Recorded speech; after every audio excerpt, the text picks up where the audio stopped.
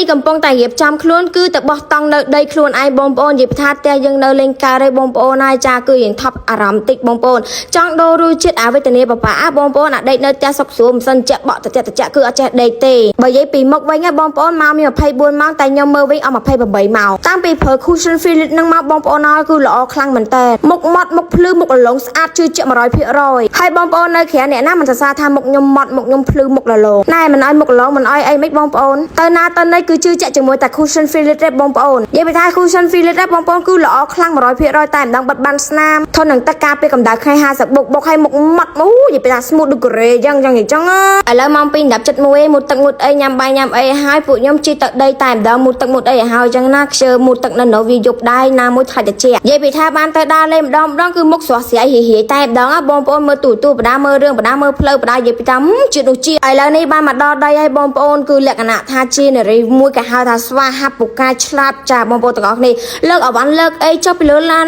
អូនិយាយពីថាប្រពន្ធអ្នកណាគេទេល្អយ៉ាងនេះបងប្អូនចាលើកអីចឹងតែការប៉ិតលើកអានតិចណាធៀបប៉ិតខាងក្រោមមកចាគេអ្នកលើកទៅទាំងអស់លើកនេះមកបោះតង់មានអារម្មណ៍ថាប្លែកចម្លែកភ្នែកមែនតើបងប្អូនមានអារម្មណ៍ថាសប្បាយចិត្តពួកយើងខានបោះតង់ចូលលក្ខណៈមួយឆ្នាំលើបងប្អូនសម្ពាធផ្លូវចិត្តប្រែអារម្មណ៍ឥឡូវអត់ខ្វល់សម្ពាធទេគឺបោះបង់ចោលអស់ពីថ្ងៃសូមមកតាំងសិននៅភ្នំអីបងប្អូនសិតនៅភ្នំនិយាយលេងបងប្អូនមកដីកំពង់ឆ្នាំងដីបោះបងមិត្តបងប្អូនធំឲ្យស្អាតខ្លាំងមែនតើជាពិសេសបងប្អូនថ្ងៃនេះមានអារម្មណ៍ថាចម្លែកដោយសារអីបងប្អូនយើងមកគ្នាច្រើនគ្នា13 14នាក់ច្រើនណាបងប្អូនបោះតង់គឺលក្ខណៈថាសុំមក happy សពអារម្មណ៍តែម្ដងហើយស្អីការធ្វើការយកមុខយកមាត់ចាបងប្អូនគឺមកដាក់តង់យើងតឡើង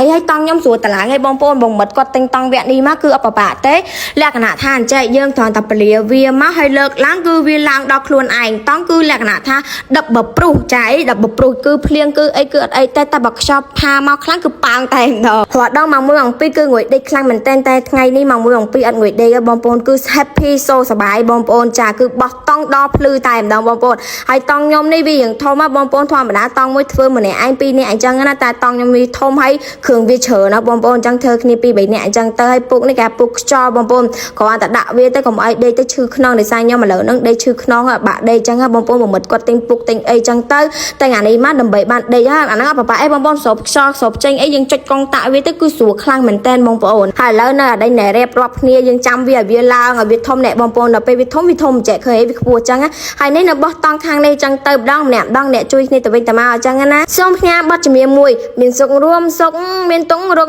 ចោលផឹកស៊ីហៅមកមិត្តភាពនៅដល់ដែរអូអញ៉ៃទៅប៉ែវតែថ្ងៃនេះមានអារម្មណ៍ថាសប្បាយចិត្តបងប្អូនគឺយើងຕົកទូរស័ព្ទចោលទាំងអស់យើងអត់កាន់អត់អីគឺយើងមក enjoy life មកសាក់ចោជីវិតជាមួយនឹងខ្លួនឯងអាចពាក់លុយគេសងគេទៅសងគេដដែលអញ្ចឹងបងប្អូនអត់មានបត្តនាទេតែគ្រាន់តែបងប្អូនពេលខ្លះយើងចង់ឲ្យថាយើងត្រូវការប្រើពេលខួរក្បាលយើងដែរនៅពេលដែលយើងដាក់បន្ទប់ខួរក្បាលយើងពេកយើងអត់មានអីឆ្លាតពូកែកាត់លុយរអីបានសងគេទេអញ្ចឹងយើងត្រូវការធ្វើឲ្យជីវិតយើងពេលខ្លះស្រស់ស្រាយដើម្បីអីដល់បងប្អូនដើម្បីឲ្យយើងខ្លួនឯងនេះគេហៅថាខួរក្បាលឲ្យល្អជាងមុនប្រសើរជាងមុនព្រោះថ្ងៃខួរក្បាលគឺវាស្ពឹកអស់ពាក់កណ្ដាលនៅពាក់កណ្ដាលទេបងប្អូនអើយហើយបងសិតតអ្នករាប់អានស្គាល់គ្នារាប់ឆ្នាំហើយបងប្អូនចាអ្នកបោះតង់អ្នកសិតជំនាញទាំងអស់បងប្អូនពួកខ្ញុំមិនបោះតង់លើកទី1មិនដឹងលើកទី1000លើកទី100ទេបងប្អូនគឺច្រើនដល់មែនតើអញ្ចឹងបែបតែយើងធ្វើវីដេអូជួយគ្នាទៅវិញទៅមកអញ្ចឹងណាសំដែងហើយនេះខ្ញុំមួយបងមិត្តពងនិយាយគ្នារឿងស្អីទៅចង់វាយគ្នាអត់ទេបងប្អូនចាហើយយើងមានទាំងហាមានអីទៅដូចមិនបោះតង់មិនទេបងប្អូនដូចមកកាសនាមិនទេទៅដាក់មកចឹងញ៉ៃចឹងគេចឹងអាយចឹង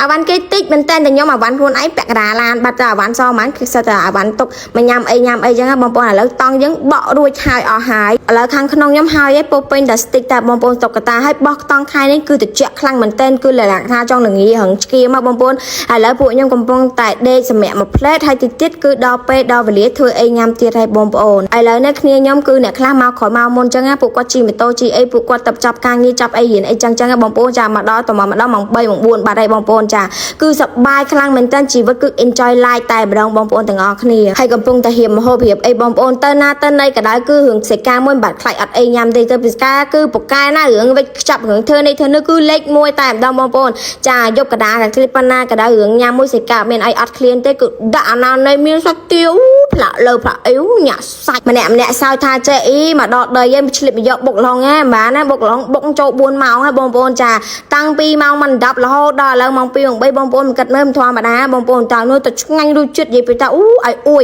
ហើយពួកគាត់នេះឃើញយកបុកឡងមកនិយាយពីថាសប្បាយចិត្តអបងប្អូនឯស្អីបងប្អូនចាគឺចង់ញ៉ាំបុកឡងកំពុងតែឃ្លានបុកឡងឲ្យសេកាយយកបុកឡងមកអណាស់មកតែដាក់តា5 10គ្រាប់ពួកគាត់ចាយ៉ាងសេតអត់សូវចេះហើយលើបងប្អូនចាមីកាមខ្វល់សកម្មមីកាចង់ញ៉ាំ5 10គ្រាប់រយៈពេល6ខែខ្ញុំសេតខ្ញុំបាក់ចិត្តខ្ញុំរាល់ថ្ងៃតែមានតែថ្ងៃនេះដែលខ្ញុំមានអារម្មណ៍ថាខ្ញុំសប្បាយខ្លាំងបានជួបជុំគ្នាបានទៅណាទៅណីញ៉ាំអីជុំគ្នានិយាយរឿងក្នុងចិត្តគឺការថាមេមរីមួយនេះខ្ញុំមិនអាចបំភ្លេចបាននោះទេ